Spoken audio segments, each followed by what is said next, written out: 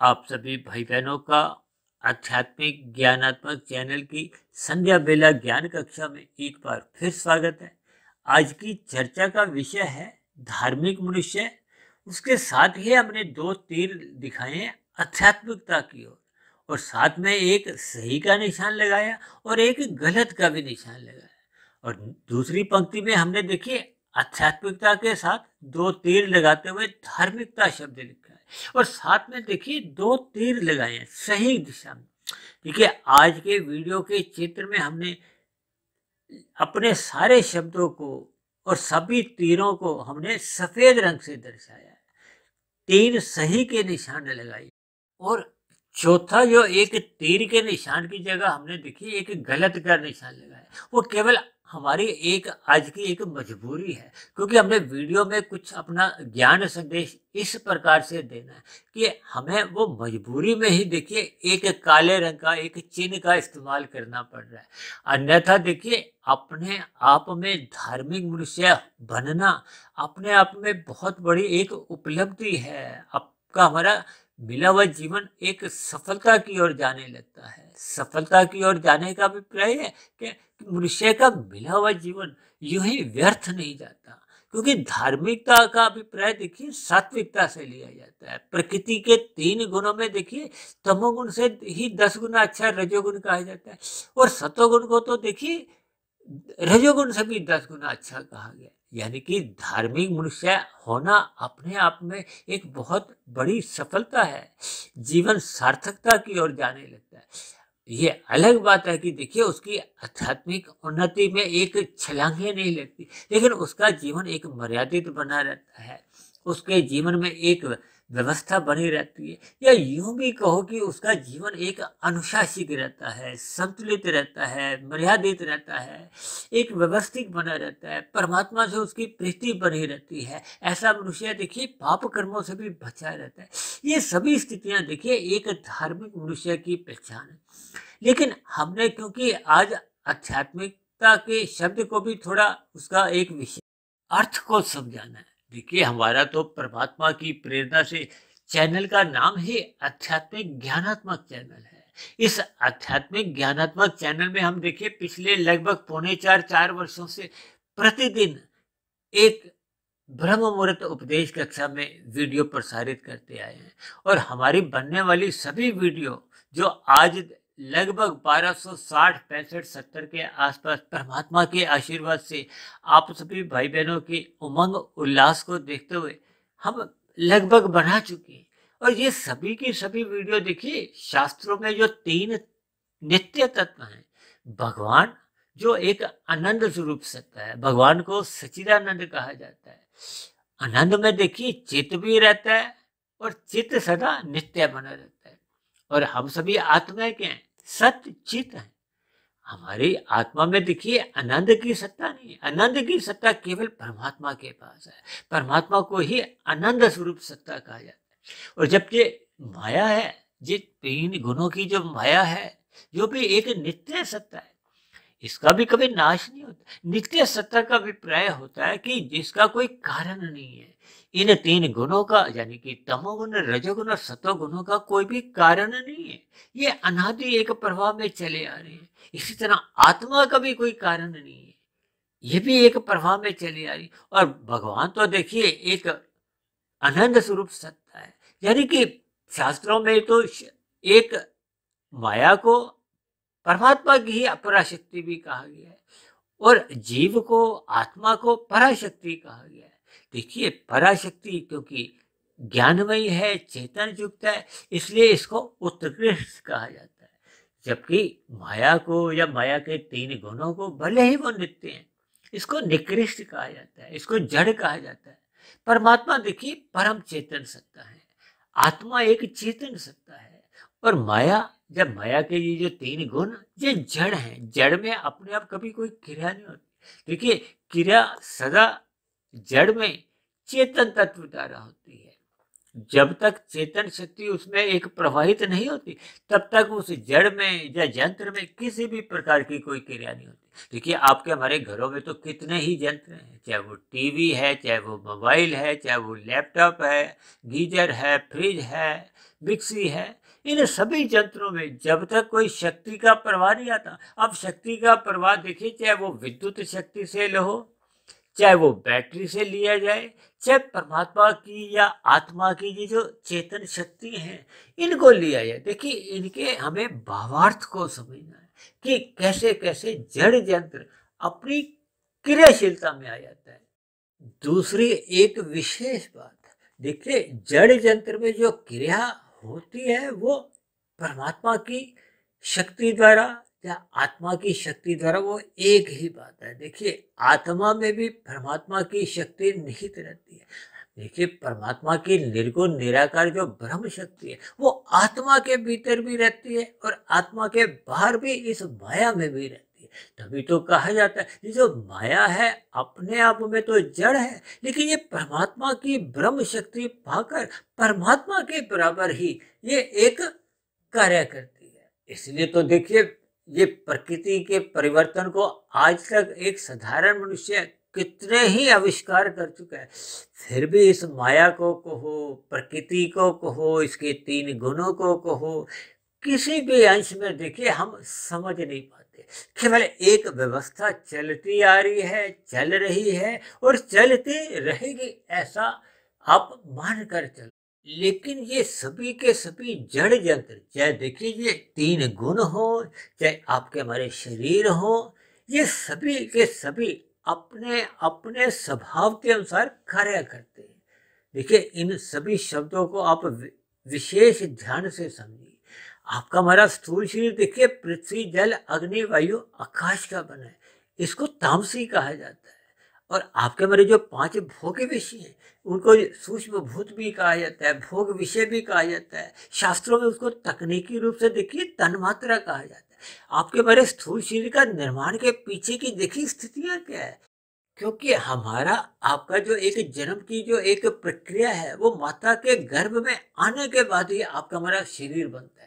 ये एक प्रकृति की, परमात्मा की एक ऐसी व्यवस्था है। और इसके पीछे का जो कारण होता है, वो 5 सूक्ष्म भूत होते हैं, 5 विषय भोग होते हैं। देखिए, इनको हमें एक सकारात्मक दृष्टिकोण से इसको चिंतन में लेना है। हमने देखिए विषय भोगों में लिप्त नहीं रहना। देखिए, शास्त्रों में ये जो संतान उत्पत्ति का जो एक स्थितियां बताई, ये तो आज कलयुग में देखिए उन स्थिति विशेष को मनुष्य ने भोगों के साथ जोड़ दी। जबकि शास्त्रों में देखिए जो जो स्थितियों का एक वर्णन आता है, उसकी स्थिति विशेष के लिए ही उस क्रिया विशेष की एक अनुमति दी जाती। इन सभी स्थितियों का हम देखिए जितना जितना ज्ञान पूर्वक समझते जाएंगे, फिर हमें ये जड़, चेतन और परम चेतन, इनके संबंध का हमें समझ आ जाएगी। इस संबंध को मनुष्य जितने जितने अंश में समझ जाता है, तो फिर उसका प्रकृति के ये जो 5 भोग्य विषय हैं, जिसमें एक साधारण मनुष्य की विशेष रूप से देखिए कलयुग में लोलुपता बनी रहती है, जिसके कारण उसके जीवन में देखिए धर्म प्रथम स्थान से हट जाता है। अब देखिए, हम सभी भाई बहन जानते हैं कि आपके हमारे जीवन में धर्म प्रथम पुरुषार्थ कहा गया है, अर्थ और काम दूसरे तीसरे श्रेणी में आते हैं, और चौथा तो पुरुषार्थ ना होकर वो तो आपका हमारे जीवन का एक लक्ष्य है, मोक्ष। हालांकि साधारण शब्दों में देखिए एक साधारण मनुष्य को 4 पुरुषार्थ कहे जाते हैं, धर्म, अर्थ, काम, मोक्ष।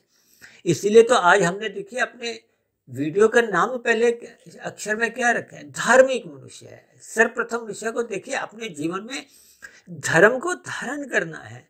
धर्म को देखिए, ये जो हम अलग अलग शब्दों से धर्म को जोड़ देते हैं, इसका शास्त्रों में कहीं भी दूर दूर तक कोई भी देखिए वर्णन नहीं है। हम सभी भाई बहन देखिए गुणों के आधार पर ब्राह्मण कहलाते हैं, क्षत्रिय कहलाते हैं, वैश्य कहलाते हैं, या शूद्र की स्थिति में कहलाते हैं। और ये सभी की सभी स्थितियां किसी भी प्रकार से ऐसा नहीं है कि शूद्र स्थिति कोई निंदनीय है और ब्राह्मण क्षत्रिय बहुत ही पूजनीय। ये तो गुणों के स्थिति के आधार पर देखिए समाज की एक व्यवस्था के लिए ये स्थितियां बनी है।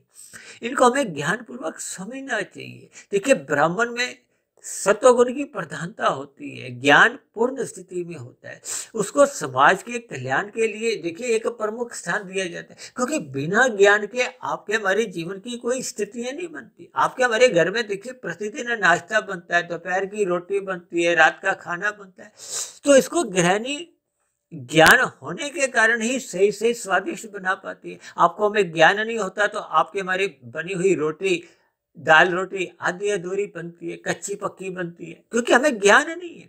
इसीलिए तो देखिए प्रकृति के 3 गुणों में सत्वगुण को एक श्रेष्ठ कहा गया है, भले ही वो जड़ है। देखिए शास्त्रों में कहा गया ना, तमोगुण से 10 गुना अच्छा रजोगुण है, रजोगुण से 10 गुना अच्छा सत्वगुण है। अब तमोगुण अपने आप में देखिए कोई निकृष्ट नहीं है, लेकिन सापेक्ष दृष्टिकोण से उसको देखिए एक निंदा के साथ जोड़ा जाता है। हालांकि तमोगुण के बिना तो आपको हमें नींद भी नहीं आएगी। आपके हमारे स्थूल शरीर की देखिए नींद लेना आवश्यकता है। प्रकृति में देखिए कोई भी चीज अव्यवस्थित नहीं है, गलत नहीं है, तमोगुण के उस दृष्टिकोण से कोई निंदा नहीं है। ये तो जब हम उसको पाप कर्मों से, आलस्य से, अनैतिक कार्यों से जोड़ते हैं, पाप कर्मों से जोड़ते हैं, तब उसकी निंदा है, सापेक्ष दृष्टिकोण से निंदा है। देखिए इन सभी बातों को हम जितना जितना भावार्थ इनके समझते जाएंगे, फिर हम इन गुणों से देखिए उतना उतना ही संबंध जोड़ेंगे। अब जैसे कहते हैं ना, देखिए दवाइयों में वो जहर, विष की भी एक कुछ मात्रा डाल के कुछ विशेष दवाइयाँ बनती।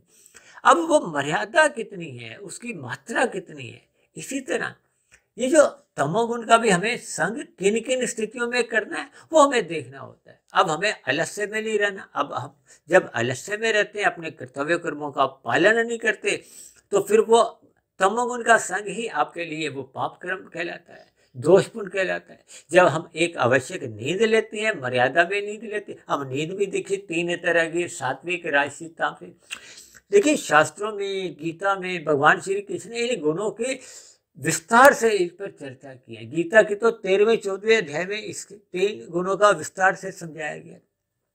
और मैं तो परमात्मा की प्रेरणा से देखिए पिछले लगभग 4 वर्षों से जितने भी वीडियो बनाई है, ये मैं इन 3 गुणों की भरपूर चर्चा करता हूँ। मैं तो प्रतिदिन ही इनकी चर्चाएं करता हूँ।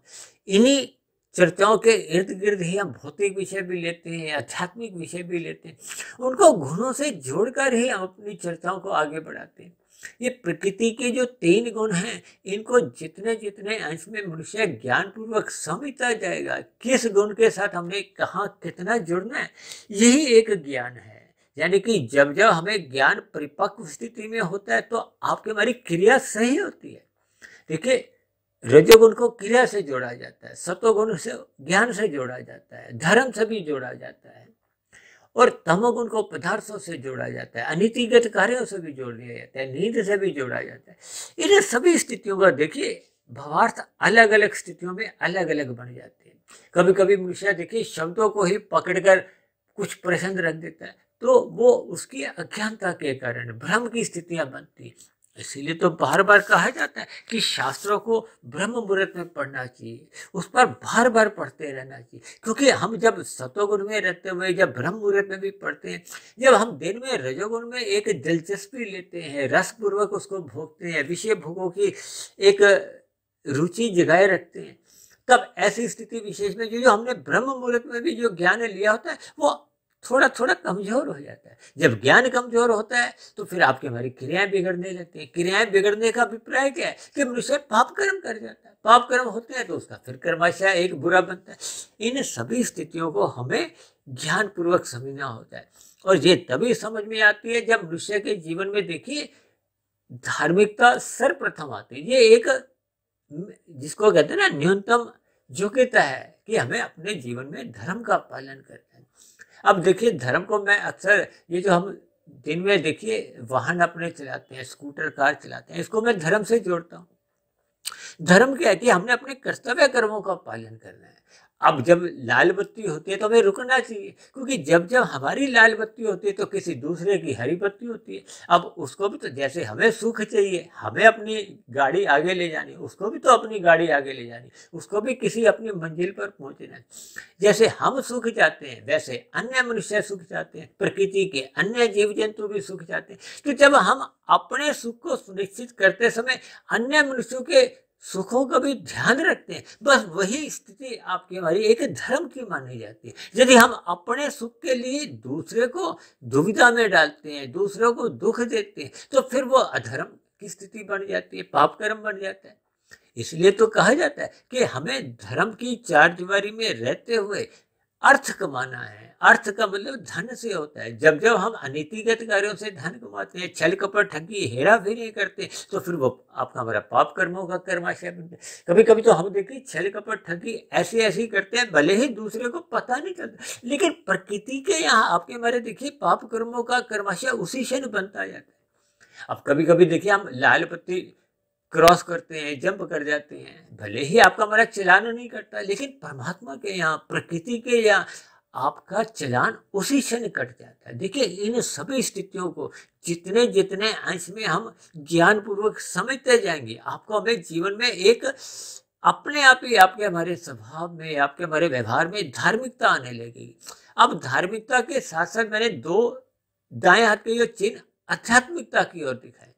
देखिए आध्यात्मिकता का अभिप्राय परमात्मा से लिया जाता है। जब जब हम आपके हमारे जीवन में देखिए योग की स्थितियां बनती हैं, योग की स्थितियां जब बनने लगती हैं, तो वो प्रथम स्थिति क्या है? कर्म योग। कर्म योग का अभिप्राय देखिए निष्काम कर्मों से होता है। जब परमात्मा को प्राप्ति का आपका हमारा एक लक्ष्य बन जाता है, उस दिन विशेष से, उस क्षण विशेष से मनुष्य की में आध्यात्मिकता आरंभ होती है। यदि वो लक्ष्य आपका हमारा देखिए संसार के, प्रकृति के विषय भोगों को सुख भोगने का ही है, तो आपका हमारा जीवन देखिए धार्मिक तो हो सकता है, यानी कि हम सत्वगुण में तो स्थित हो सकते हैं, हम अपने कर्मों को धर्मानुसार कर सकते हैं, धर्म की चारदीवारी में रहते हुए धन कमाते हैं, उस धन से, अर्थ से फिर हम अपने भोग्य इच्छाएं बनाते हैं, हम संसारी सुखों को भोगना चाहते हैं। यहाँ तक देखिए एक धर्म की चारदीवारी में रहते हैं, तो आपके हमारे जीवन में देखिए धार्मिकता बनी रहती है, यानी कि हम धार्मिक मनुष्य कहलाते हैं। लेकिन मैंने जो आध्यात्मिकता के साथ देखिए दो चिन्ह लगाए हैं, एक में मैंने सही लगाया, एक में मैंने एक मजबूरी में देखिए गलत का निशान लगाया। इसका अभिप्राय ये है कि हम देखिए यदि काम भाव से ही धर्मानुसार काम करते हैं, परोपकार के कार्य भी करते हैं, निर्बल मनुष्यों की भी सहायता करते हैं, लेकिन प्रकृति के सुखों को भोगने की इच्छा मन में अभी बनी रहती है, तो फिर हम आध्यात्मिक नहीं बन पाते, धार्मिक तो बने हुए हैं। इसलिए मैंने यहाँ देखिए प्रथम लाइन में धार्मिक मनुष्य के साथ आध्यात्मिक की ओर जो तीर लगाया है, और उस पर फिर मैंने एक सही और एक गलत का, यानी कि आपके हमारे जीवन में आध्यात्मिकता आ भी सकती है। जब हम निष्काम भाव से कर्म करते हैं, तो फिर आपके हमारे जीवन में आध्यात्मिकता आरंभ होती है, यानी जब हम कर्म योग, ज्ञान योग, फिर आगे भक्ति योग में स्थित होते हैं। इसीलिए मैंने देखिए दूसरी स्थिति में क्या लिखा है कि जब जब मनुष्य आध्यात्मिक जीवन अपना बिताता है, तो उसके जीवन में देखिए धर्म यानी धार्मिकता बनी रहती है। अब नीचे की स्थितियों में मैंने दोनों एक सही के निशान लगाए, केवल इतने अर्थ को समझाने के लिए। यानी जब जब आपके हमारी आध्यात्मिक यात्रा आरंभ हो जाती है, तो आपके हमारे जीवन में देखिए धर्म तो अपने आप ही बना रहता है, यानी कि आध्यात्मिक मनुष्य के जीवन में धार्मिकता पहले से ही बनी रहती है। इस बात को आप एक उदाहरण से समझिए। देखिए अब कोई एमए किसी ने पास की हो, तो उससे ये नहीं पूछना होता कि आपने देखिए बीए पास कर रखी है, उसने अपने आप ही बीए पास करने के बाद ही देखिए एमए की क्लास में आपका हमारा दाखिला मिलता है। इसी तरह बीए की मतलब क्या है कि उसने अपनी 12वीं कक्षा पास करने के बाद उस कॉलेज में अपना दाखिला हुआ। इन सभी स्थितियों को देखिए भावार्थ समझने होंगे, यानी कि आपके हमारे जीवन में जब जब आध्यात्मिकता आरंभ हो जाती है, हम कर्म योग में, फिर ज्ञान योग में, फिर भक्ति योग में, यानी कि जब जब आपका हमारा परमात्मा को पाने का एक लक्ष्य बन जाता है। उस लक्ष्य प्राप्ति के लिए फिर आपके हमारे जीवन में आध्यात्मिक यात्रा आरंभ होती है। यानी कि आध्यात्मिकता के अंतर्गत देखिए धर्म पहले से ही बना होता है। वो धर्म एक आरंभिक स्थितियां होती है, लेकिन जब जब हम अपने भौतिक विषयों की ही प्राप्ति के लिए धर्मानुसार अपना जीवन जीते हैं, कर्म कांड भी करते हैं, भले ही हम उनको ज्ञान पूर्वक भी करते हैं, लेकिन अभी आपके मन में देखिए प्रकृति के विषय भोगों को भोगने की एक इच्छा बनी रहती है, लेकिन हम उनको हेरा फेरी से नहीं धर्मानुसार लेते हैं। तो फिर आपके हमारे जीवन में देखिए धार्मिकता बनी रहती है। अब धार्मिक मनुष्य के जीवन में कुछ अंश तक देखिए आध्यात्मिकता भी बनी रहती है। अब ये कितने कितने अंश में या अनुपात में ये सभी स्थितियां रहती है, देखिए मैंने केवल आज की वीडियो में केवल इन शब्दों के भावार्थ को हो या तकनीकी रूप से इनके अर्थों को समझाने का परमात्मा की प्रेरणा से एक प्रयास किया। तो इसलिए हम सभी भाई बहनों को अपने मिले हुए जीवन में सर्वप्रथम हमें धार्मिक होना चाहिए, अपने कर्तव्य कर्मों को ईमानदारी से पालन करना चाहिए और परमात्मा को पाने का एक लक्ष्य बनाना होगा। यानी कि जो चार पुरुषार्थ हैं धर्म, अर्थ, काम, मोक्ष, हमें मोक्ष प्राप्ति का एक लक्ष्य बनाना होगा और अपने जीवन को धर्मानुसार जीना होगा, अपने अर्थ को या काम को मर्यादा में रखना होगा। यही एक संदेश भगवान श्री कृष्ण ने गीता में अर्जुन के रथ के जो 5 घोड़ों की लगाम अपने हाथ में रखकर यही एक ज्ञान उपदेश दिया है कि हमें परमात्मा की सुमुखता बढ़ानी है, हमें गुरु के प्रवचनों को ध्यानपूर्वक सुनना है, उस पर अमल करना है, हमें ब्रह्म मुहूर्त में उठना है, सतोगुण का संग करते रहना है, मानसिक स्थिति हमने सात्विक बनाए रखनी है। ये सभी स्थितियां आपके हमारे जीवन में नित्य निरंतर जब हर्षण बनी रहती है तो आपकी हमारी आध्यात्मिक यात्रा आरंभ हो जाती है। मरने के बाद भी फिर मनुष्य अधोगति की स्थितियों से बचा रहता है और बार बार उसको मनुष्य योनि की ही प्राप्ति मिलती है और हर मनुष्य योनि में वो परमात्मा को पाने की दिशा की ओर ही निष्काम भाव से कर्म करता हुआ अपनी आध्यात्मिक यात्रा को एक गति प्रदान करता है। और एक स्थिति विशेष में जब उसकी आध्यात्मिक यात्रा पूर्ण हो जाती है, जिसको अक्सर देखिए हम 1, 10, 100 और 100 से 1000 की एक यात्रा को हमने एक आध्यात्मिक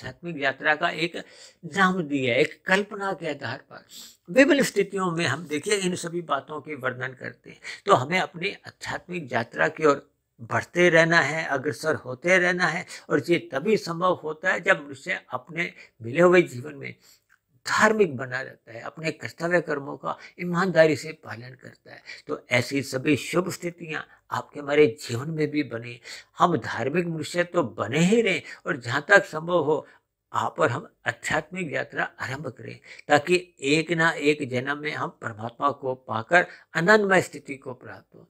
तो ऐसी सभी शुभ स्थितियां हम सभी भाई बहनों के जीवन में भी जल्द से जल्द बने। इन्हीं शुभकामनाओं के साथ आज की चर्चा विशेष को अब हम यही विश्राम देते हैं। कल सुबह फिर मिलते हैं ब्रह्म मुहूर्त उपदेश कक्षा में। तब तक आप अपने आध्यात्मिक मित्र सुधीर भाटिया फकीर को इजाजत दें। आप सभी भाई बहनों को बहुत बहुत शुभ रात्रि और सुबह ब्रह्म मुहूर्त में उठने के लिए आध्यात्मिक यात्रा आरंभ करने के लिए मेरी ओर से आप सभी भाई बहनों को बार बार बहुत बहुत शुभकामनाएं।